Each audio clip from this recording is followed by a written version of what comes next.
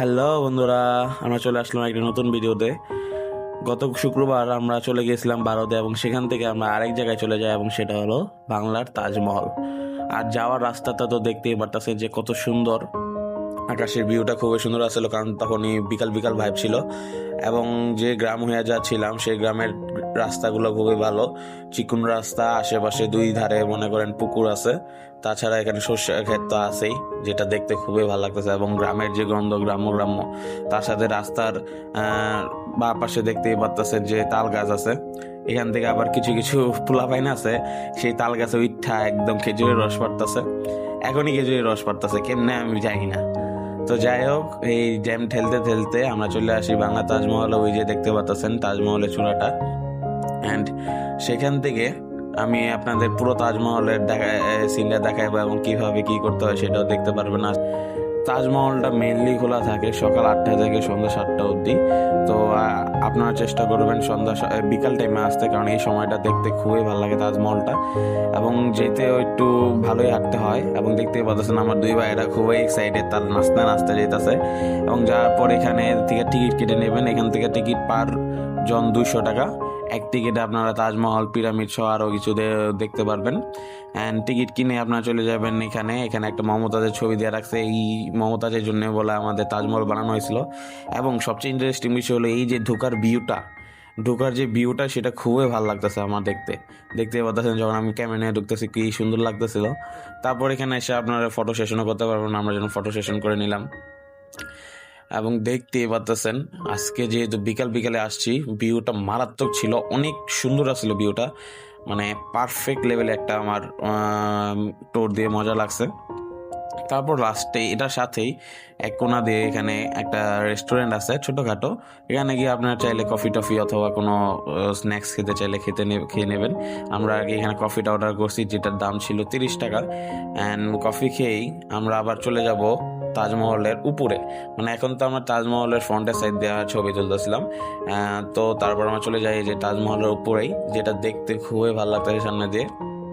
আপনারা এখানে চাইলে একটু ঘোরাঘুরি করে এবং কিছু ছবি টবি তুলতে পারেন, কোনো সমস্যা হবে না।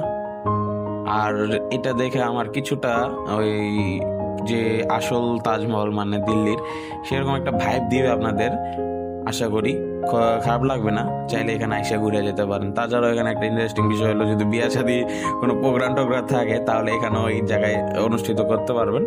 যদি করেন তাহলে খুবই ভালো লাগবে দেখতে, কারণ তাজমহল একটা ইউনিক সাইট। That's it.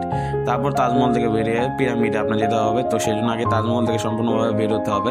তারপর কিছুক্ষণ রাস্তা হেঁটেই রাস্তার অপর পাশে রয়েছে পিরামিড। এবং পিরামিডের যে জায়গাটা খুবই বড় ছিল। এবং দেখতে পাচ্ছেন এখানে মহিলাটা মালা নিয়ে আমাকে করতেছে, আপ্যায়ন করতেছে। আর এই মহিলা তো পুরো ফুল নিয়ে দাঁড়ায় আছে আমাকে লিখে আপ্যায়নের লিখে। আর সাইডে তো মানুষের অভাব নাই, ওরা আমাদের সাথে কোলাকুলি করার জন্য বসে আছে।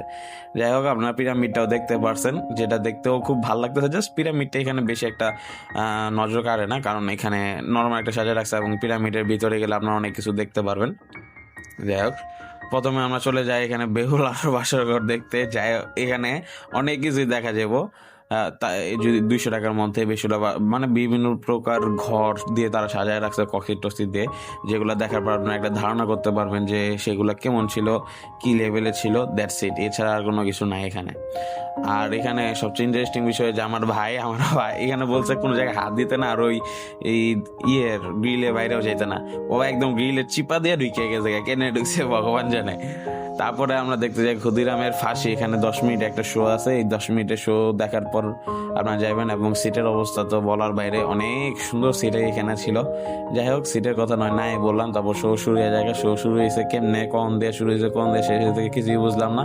তারপরে একটু বইলাম টইলাম বনের পর আমার দেখতে আসছে কি কালা কুসকুসা লাগতেছে, কারণ আমার মোবাইলে ফোন ক্যামেরাটা একটু সমস্যা আছে। তারপর আমরা এখান থেকে বাইরে হয়ে গেছি। বাইরে যাওয়ার পর এখানে ওই যে দুবাইয়ের যে কিউন হোটেলটা আছে সেগুলো ভালোভাবে দেখলাম। যাই হোক, ভালোই লাগতেছে। কিন্তু এখানে যদি একটু পরিষ্কার করতো ওরা খুব ভালো লাগতো, কারণ এখানে ধুলাবালি ভরা ছিল। তারপরে আমরা চলে যাই পিরামিডে যে মমির সিনটা আছে, এখানে মানে পিরামিডের ভিতরে ঢুকে আপনি মমি টমি দেখতে পারবেন। তো মমির সিনটা আমি দিতে পারতেছি না, জাস্ট ওই ভিডিওটা আমার কাছে নেওয়া হয় নাই, আমার কাকার মোবাইলে ছিল। ওটা আমি পরে আবার আলাদাভাবে ক্লিক করে দিয়ে দেবো। তারপর সেখান থেকে বের হয়ে এখানে একটা জায়গা আছে, ওই যে মুক্তিযুদ্ধের কামান ওই জায়গায় এসে আপনি একটু ফটো সেশন করতে পারবেন, এছাড়া আর কোনো কিছুই নাই। আর সবচেয়ে মেন বিষয় হলো আমার ভাই, দেখেন ওই যে ওই জায়গায় যে বেটি ওরা আটকায় রাখছে, এর লিগে ও আবার ঢুকবো, আবার ঢুইকা দেখেন কি লেভেলের ভাবে ঢুকতেছে, এত মানে এই চিকুন একটা শিখ দিয়া ওরা ঢুইকা বাইরে হয়ে যায়, আবার ভিতরে ঢুকা যায়, খালি দুষ্টামি খালি দুষ্টামি।